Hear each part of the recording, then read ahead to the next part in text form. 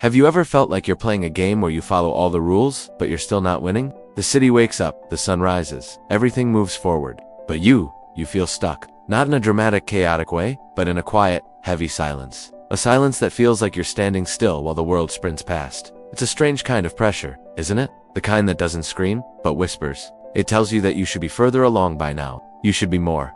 This is the story of invisible fear. You scroll through your phone, a highlight reel of everyone else's success stories. Promotions, travels, new homes, happy relationships. It feels like they all got a secret manual for life that you missed. Meanwhile, your days blend into one another. Wake up, work, eat, sleep, repeat. A perfectly responsible, perfectly predictable routine. You do everything you're supposed to do. You're careful, you're diligent, you avoid risks. But this safe path has started to feel less like a sanctuary and more like a cage. The world outside is moving, changing, evolving, and you're just here watching, waiting. For what? You're not even sure anymore. The frustration builds, not in a loud explosion, but in a slow, simmering burn. You wonder, is this all there is? This quiet stagnation? The truth is, the biggest risk isn't failing, it's never trying at all. This cage you're in, it wasn't built by someone else. You built it, brick by brick, with every decision to play it safe. You followed the blueprint of a good life so meticulously. Go to school, get a stable job, pay your bills on time.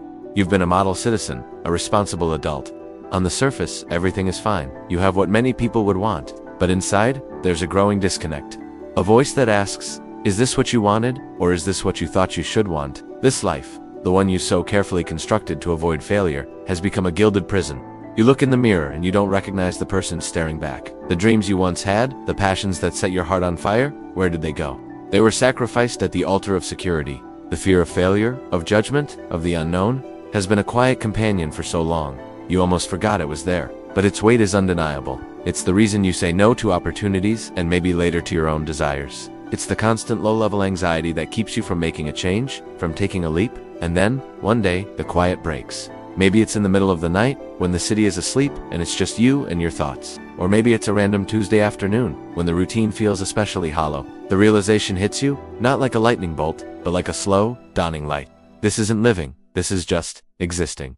You're not afraid of the storm. You're afraid of leaving the harbor. You've even so focused on not sinking that you've forgotten the entire point of a ship is to sail. In that moment of solitude, you finally confront the fear. You give it a name, you look it straight in the eye, and you see it for what it is. Not a monster, but a shadow. A shadow that only has power because you've been standing in your own light. The emotional dam breaks. It's not about blaming yourself, but about understanding. Understanding that you made the best choices you could with the information and the fear you had at the time. But now, you have new information. Now, you know the cost of inaction is far greater than the risk of failure. This is where the real journey begins. It's not about a grand, cinematic gesture of quitting your job and moving across the world, not unless that's your true calling. It's about small courage. The courage to do one thing differently. Maybe it's signing up for that class you've been looking at for months. Maybe it's finally starting that project you've been daydreaming about. Maybe it's just having an honest conversation you've been avoiding.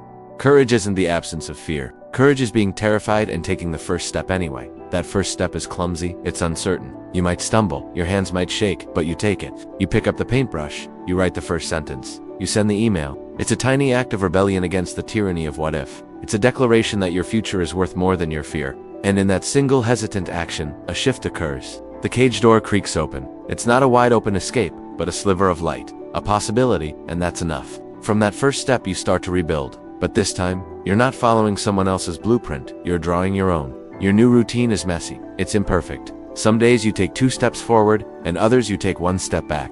You try a new hobby and discover you're not very good at it. You launch a small project and it doesn't get the reaction you hoped for, and that's okay. Because for the first time, you're not measuring your life by outcomes, but by effort. You're not defined by whether you win or lose, but by the fact that you showed up and played the game.